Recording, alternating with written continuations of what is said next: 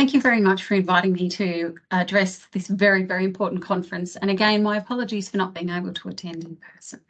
I would have very much appreciated being part of the discussion across the broader range of speakers that you have attending. I wish the conference all the very best. A little to introduce Carnival Australia at the very beginning. We are the Australian arm of Carnival Corporation and are effectively a house of brands comprising these 7 leading cruise lines. Globally within our house is also Costa and AIDA brands. 3 of these brands, P&O Cruises Australia, Princess Cruises and Carnival Cruise Line, have ships based in Australia year-round, visiting New Caledonia year-round. Through these local fleets, Carnival Australia has played a key role in driving the growth of the cruise industry to record highs across the Pacific. Our goal always is to deliver unmatched, joyful vacations for our guests, exceeding their expectations and doing so in an environmentally sound manner. A few stats to begin with, compliments of the Cruise Lines Industry Association around the global impact of cruise tourism. But one I particularly wanted to point out of key interest is that 6 in 10 cruisers return to a destination after visiting via cruise ship. Cruise is a fantastic way to bring guests to beautiful destinations, have them fall in love with them, and then come back and visit again and again. A little closer to home, the Carnival Corporation commitment to New Caledonia. We have 2 brands deployed year-round, as already mentioned, P&O and Carnival Cruise Line. We have 8 brands from the Carnival Corporation deployed in 2024 that will visit, 10 individual ships sailing through 2024.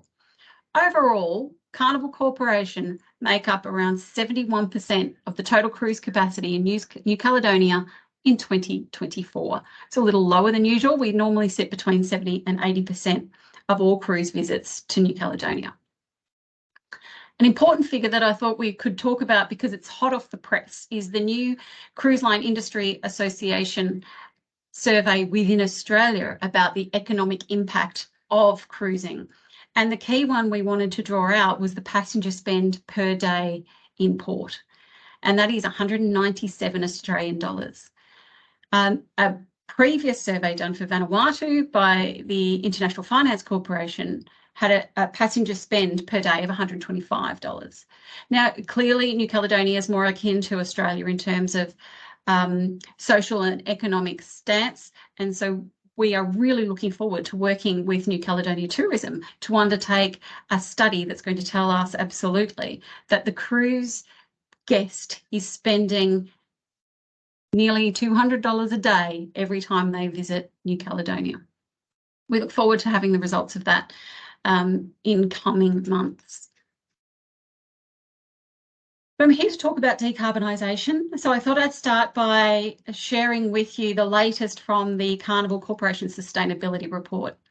It talks to a range of specific targets and actions to 2030, many of which are continuation of work that we have been long addressing. Our aim for 2050 is to achieve net carbon neutral ship operations.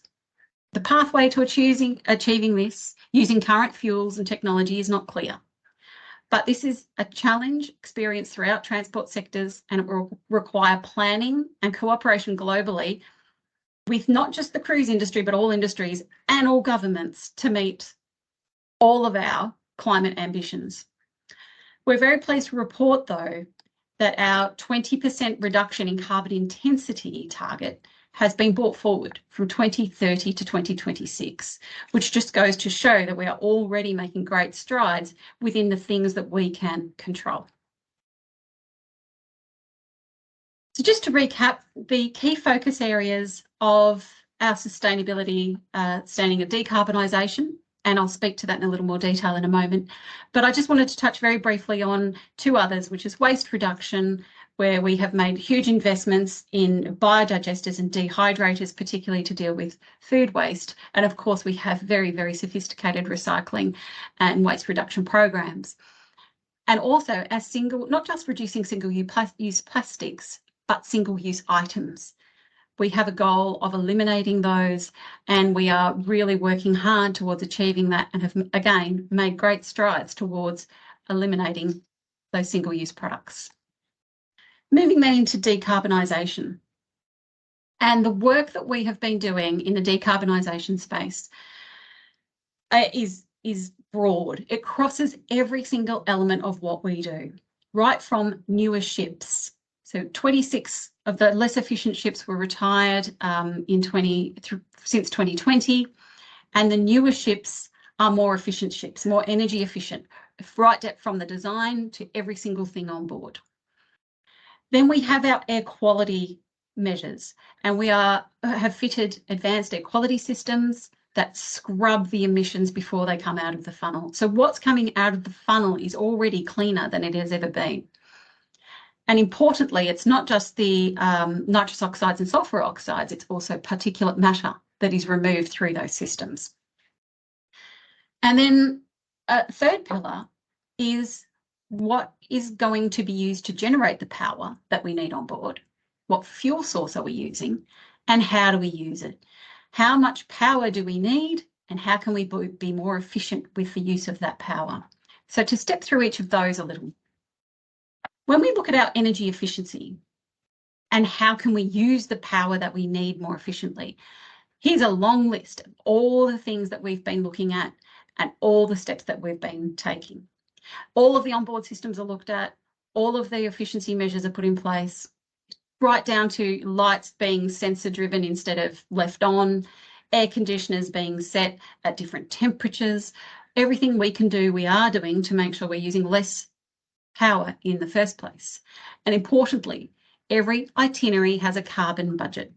Where we go, how fast we get there, all counts towards our carbon footprint and is being closely monitored and very, very rigorously looked at when we're planning our itineraries.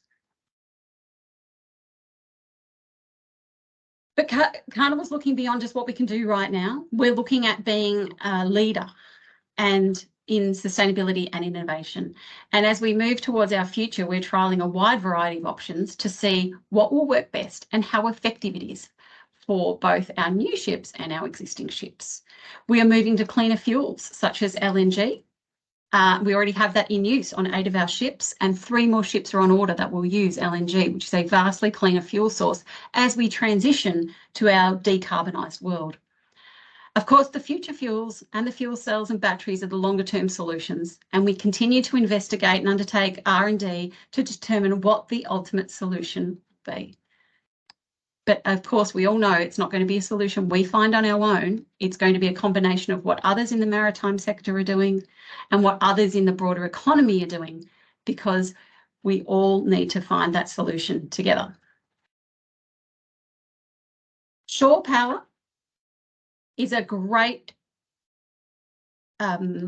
initiative, and we can use it immediately. Shore power connections, again, much like the scrubbers, they also eliminate the nitrous oxides and the sulfur oxides while in port and greatly reduce the CO2.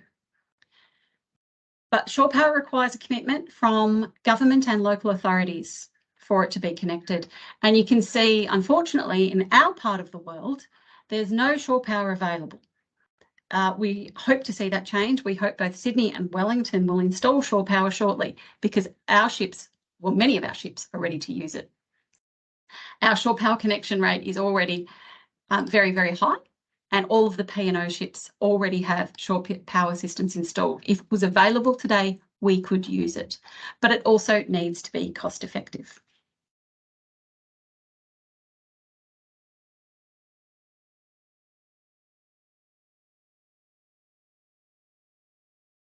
So what are our short-term solutions? Our short-term solutions are shore power and biofuels. It's all we really have right here, right now, in this region.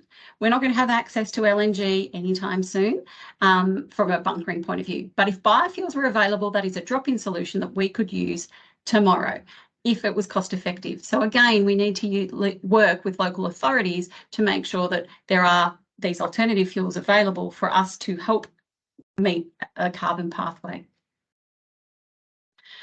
Before ending, I just wanted to quickly touch on supporting our destinations. We had a sustainable destination management program around Lithusogenic Bay. It's one of the Pacific Island's most pristine marine ecologies. It holds one of the world's most diverse range of coral and more than 2,000 fish species. Due to the volume of visitors in its pristine waters, it was being damaged. So we agreed to limit the vessel size to ensure the bay remains pristine, and a marine reserve pass was introduced to help reduce environmental impact.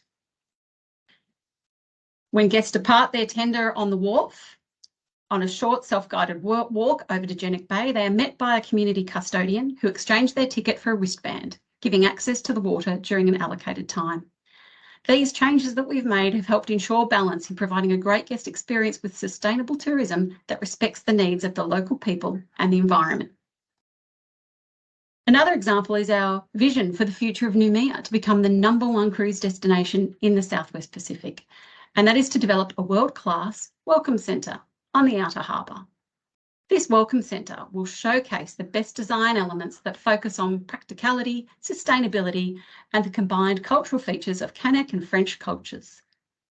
Modern amenity, purpose-built ground transportation areas, and integration into the city with direct pedestrian access will be the key features of the development. Our aspiration is to work with the various stakeholders to realise this vision, whether investigating, directly committing to volume, to underwrite the investment, or as the primary tenant advising on design and specification. Carnival Australia has long-standing relationships with the Port Authority of New Caledonia, Southern Province, and the City of Noumea, all of the critical partners. We believe New Caledonia is one of our key destinations. We enjoy looking after it, investing in it, and bringing our guests for many years to come. Thank you.